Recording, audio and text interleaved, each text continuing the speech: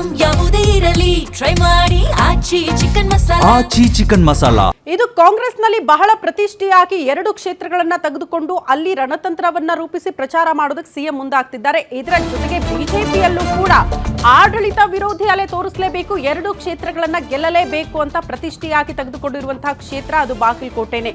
ಹಾಗಾಗಿ Bagalkot by election ಅಖಾಡ ಮತ್ತಷ್ಟು ರಂಗೇರ್ತಾ ಇದೆ. ಕಮಲ ಪಡೆಯ ಕ್ಯಾಂಪೇನ್ ಕೂಡ ಜೋರಾಗಿರುತ್ತೆ ಇವತ್ತು ಮತ್ತು ನಾಳೆ. ನಿನ್ನೆ ರಾತ್ರಿಯೇ ಬಾಗಲಕೋಟೆಗೆ ಬಿಜೆಪಿ ರಾಜ್ಯಾಧ್ಯಕ್ಷ ಬಿವೈ ವಿಜೇಂದ್ರ ಅವರು ಆಗಮಿಸಿದ್ದಾರೆ ಅನ್ನೋದರ ಡೀಟೇಲ್ ಸಿಗ್ತಾ ಇದೆ. ಇವತ್ತು ಮತ್ತು ನಾಳೆ ಬಿಜೆಪಿ ಅಭ್ಯರ್ಥಿ ಪರವಾಗಿ ಭರ್ಜರಿ ಪ್ರಚಾರ ಮಾಡೋದಕ್ಕೆ ನಿರ್ಧಾರ ಮಾಡಿದ್ದಾರೆ.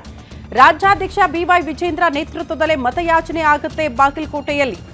ಕೆಲವೇ ಕ್ಷಣಗಳಲ್ಲಿ ದೀಪಂ ಕಾಲೋನಿಯಲ್ಲಿ ಪ್ರಚಾರ ಸಭೆಯಲ್ಲಿ ಬಿಜೆಪಿ ರಾಜ್ಯಾಧ್ಯಕ್ಷ ಬಿವೈ ವಿಜೇಂದ್ರ ಭಾಗಿಯಾಗ್ತಾರೆ. ಸಂಜೆ 4 ಗಂಟೆಗೆ ಶಿರೂರು ಪಟ್ಟಣದಲ್ಲಿ ಪ್ರಚಾರ ಸಭೆಯಲ್ಲಿ ಭಾಗಿಯಾಗ್ತಾರೆ.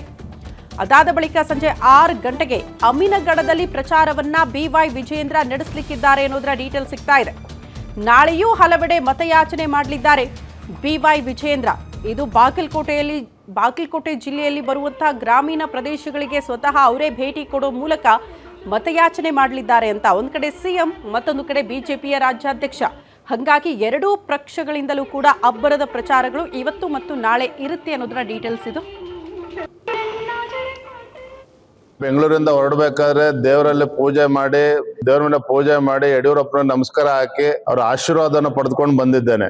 ಯಡಿಯೂರಪ್ಪನವ್ರಿಗೆ ಗೊತ್ತಿದೆ, ಅವ್ರ ರಾಜಕೀಯ ಜೀವನದಲ್ಲಿ ಯಾವತ್ತೂ ಕೂಡ ಇಟ್ಟ ಗುರಿ ಮುಂದಿಟ್ಟ ಹೆಜ್ಜೆ ಯಾವತ್ತೂ ಕೂಡ ಹಿಂದೆ ತೆಗೆದುಕೊಂಡಿರ್ತಕ್ಕಂತ ಉದಾಹರಣೆಗಳಿಲ್ಲ. ನಾನು ಯಡಿಯೂರಪ್ಪನವ್ರ ಆಶೀರ್ವಾದ ತೆಗೆದುಕೊಂಡು ಬಂದಿದ್ದೇನೆ. ಮತದಾರರ ಒಲವು ಇವತ್ತು ಭಾರತೀಯ ಜನತಾ ಪಾರ್ಟಿಯ ಪರವಾಗಿದೆ. ಕಾರ್ಯಕರ್ತರು ಇವತ್ತು ರಣೋತ್ಸಾಹದಲ್ಲಿದ್ದಾರೆ. ನಮ್ಮ ಅಭ್ಯರ್ಥಿನ ಗೆಲ್ಲಿಸಲೇಬೇಕು ಅನ್ನೋ ಉತ್ಸಾಹದಲ್ಲಿದ್ದಾರೆ.